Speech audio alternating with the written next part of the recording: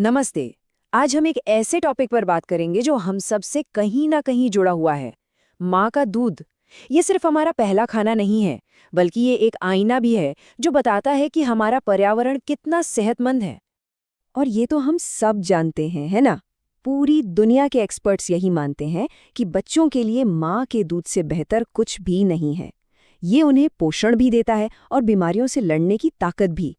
लेकिन क्या हो अगर यही दूध हमारे पर्यावरण की सेहत का हाल भी बता रहा हो?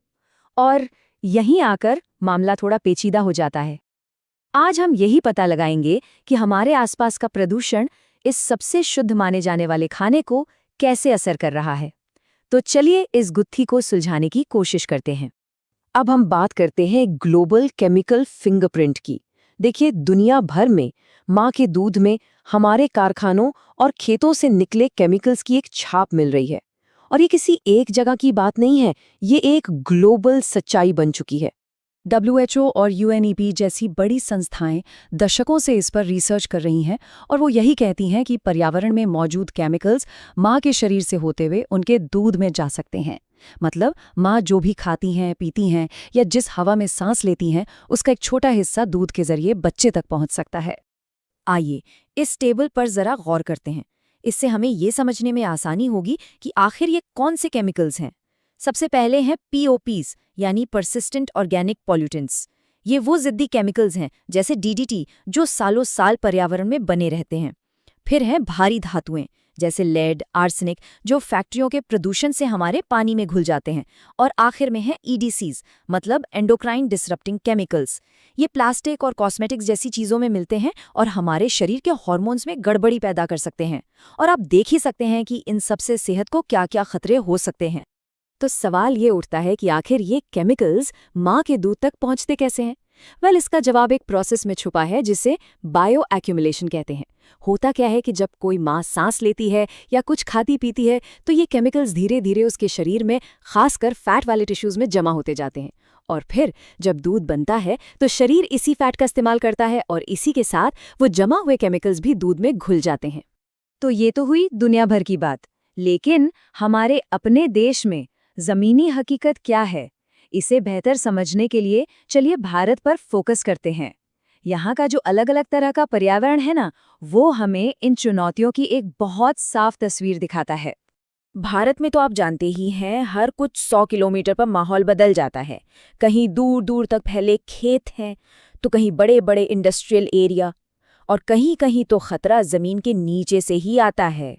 ये जो इतनी वैरायटी है, यही हमें दिखाती है कि प्रदूषण का असर हर जगह एक जैसा नहीं होता। उदाहरण के लिए पंजाब और हरियाणा को देखिए। ये हमारे देश के कृषि प्रधान राज्य हैं। यहाँ दशकों तक कीटनाशकों का जमकर इस्तेमाल हुआ है। और स्टडीज में ये बात सामने आई है कि DDT जैसे कीटनाशक, जिन पर अब बैन लग चुका है, उनके अंश आज भी वहाँ की माताओं के दूध में मिल रहे हैं। इससे पता चलता है कि ये केमिकल्स पर्यावरण का पीछा कितनी देर तक नहीं छोड़ते। लेकिन खतरा हमेशा ऊपर से, मतलब इंसानी बनाई हुई चीजों से ही नहीं आता। कभी कभी ये हमारी धरती के अंदर से भी आता है। चलिए अगला केस देखते हैं। 70%। ये आंकड़ा सच में चौंकाने वाला है। ये बिहार में हुई एक हालिया स्टडी का नतीजा है। पता है क्या पता चला? कि वहाँ के ग्राउंड वाटर में प्राकृतिक रूप से मौजूद यूरेनियम माँ के दूध के जरिए बच्चों तक पहुँच रहा है और इससे लगभग 70% बच्चों की सेहत को खतरा हो सकता है। ये एक बड़ी याद दिलाने वाली बात है कि खतरा सिर्फ फैक्ट्री या खेतों से नहीं, कभी कभी हमारे पैरों के नीचे की जमीन से भी आ सकता है। और फिर एक उदाहरण केरल का है, जहाँ के लोग एक तरह से दोहरी मार झेल रहे हैं। एक तरफ एलूर जैसे इंडस्ट्रियल इलाके हैं जहां फैक्ट्रियों के कचरे ने पानी के स्रोतों को जहरीला बना दिया, तो दूसरी तरफ कासरगोड की वो दर्दनाक कहानी है जहां एंडोसल्फान नाम के कीटनाशक के हवाई छिड़काव ने एक पूरी पीढ़ी की सेहत तबाह कर दी।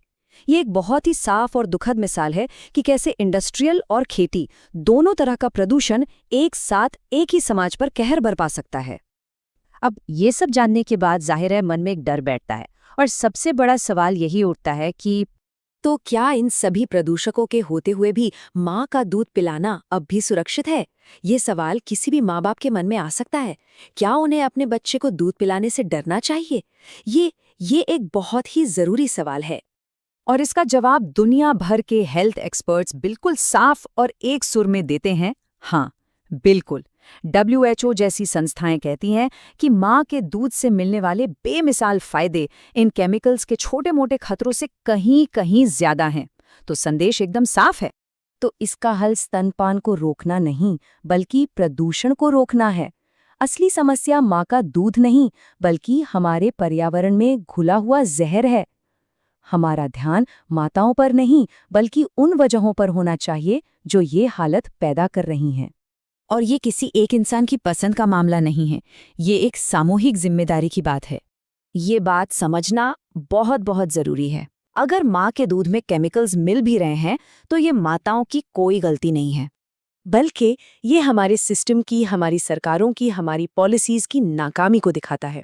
ये एक अलार्म है कि हमें पर्यावरण को लेकर और सख्त कानून और एक्शन की जरूरत है। आखिर में बात बहुत सीधी सी है। जब हम अपने पर्यावरण को बचाते हैं, तो हम असल में अपनी आने वाली पीढ़ियों के पहले और सबसे जरूरी भोजन को बचा रहे होते हैं। ये एक ऐसी सोच है जिसे हम सबको हमेशा याद रखना चाहिए।